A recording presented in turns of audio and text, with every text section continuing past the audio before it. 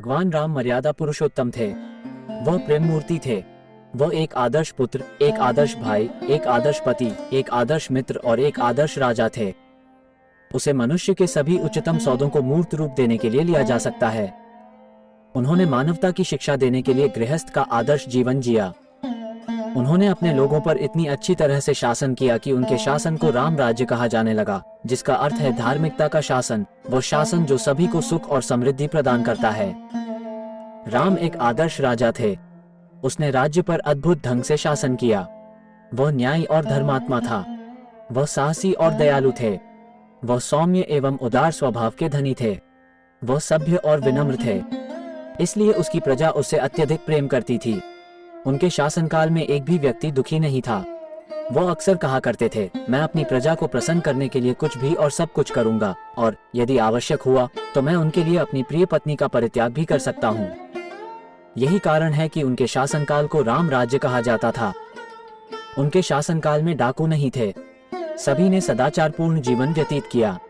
किसी ने कोई असत्य नहीं बोला। कोई भी मुख्य सड़क पर भी सोने या गहनों से भरा बैग रख सकता है। कोई इसे छुएगा भी नहीं। राम राज्य सत्य पर आधारित था।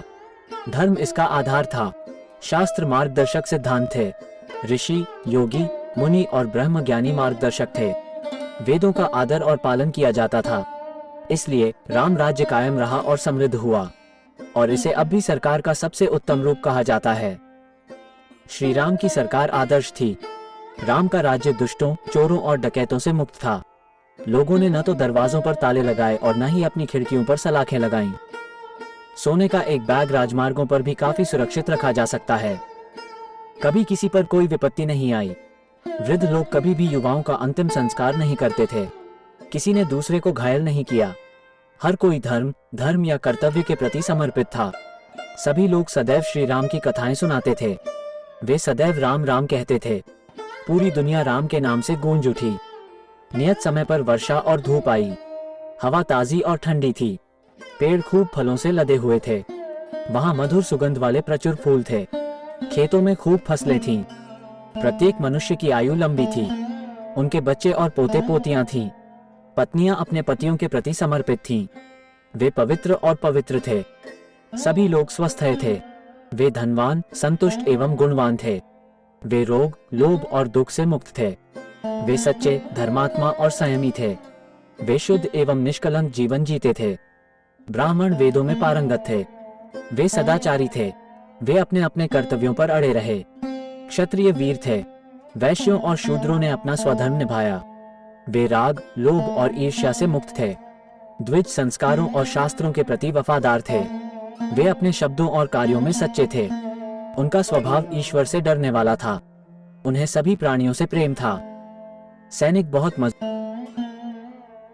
और बहादुर थे। वे अग्नि के समान भयंकर थे। वे युद्ध में कभी अपने कदम पीछे नहीं हटाते थे। उन्होंने प्राचीर की अच्छी तरह रक्षा की। न कहीं कोई चाह थी, न भय, न पीड़ा। बेटे नेक और मर्दाना थे। बेटियां सुंदर, विनम्र और पवित्र थीं।